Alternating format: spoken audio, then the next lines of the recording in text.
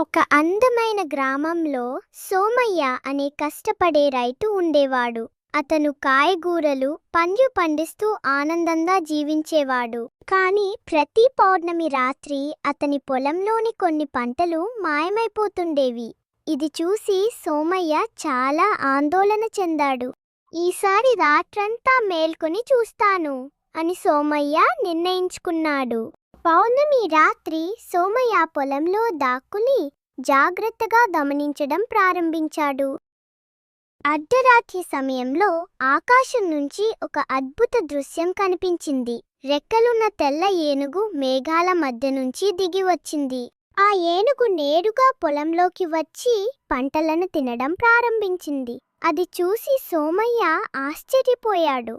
ఏనుగు తిరిగి ఎదరబోతుండగా సోమయ్య ధైర్యంగా దాని తోకను గట్టిగా పట్టుకున్నాడు. ఏనుగు అతనితో పాటు ఆకాశంలోకి ఎగిరింది. సోమయ్య మేఘాల మధ్య అద్భుతమైన ప్రయాణాన్ని ప్రారంభించాడు. కొంతసేపటికి వారు ఒక అద్భుతమైన లోకానికి చేరుకున్నారు. అక్కడ బంగారు చెట్లు, బంగారు పండ్లు, మెరిసే తోటలు కనిపించాయి. మెరిసే రాజభవనాలు ఆ లోకాన్ని మరింత అందంగా మార్చాయి. కొంతసేపటి తరువాత ఏనుగు సోమయ్యను తిరిగి అతని పొలానికి తీసుకువచ్చింది. ఇంటికి వెళ్ళిన సోమయ్య జరిగిన అద్భుతాన్ని తన భార్యకు చెప్పాడు. ఆ అద్భుత లోకం గురించి విన్న ఆమెకు అక్కడి సంపద తీసుకురావాలనే కోరిక కలిగింది. మరో పౌర్ణమి రాత్రి ఇద్దరూ ఏనుగు కోసం ఎదురుచూశారు. ఏనుగు రాగానే ఇద్దరూ దాని తోకను పట్టుకుని ప్రయాణం మొదలుపెట్టారు. ఈ విషయం పొరుగువారికి కూడా తెలిసింది. వారు కూడా ఆ లోకాన్ని చూడాలని కోరుకున్నారు.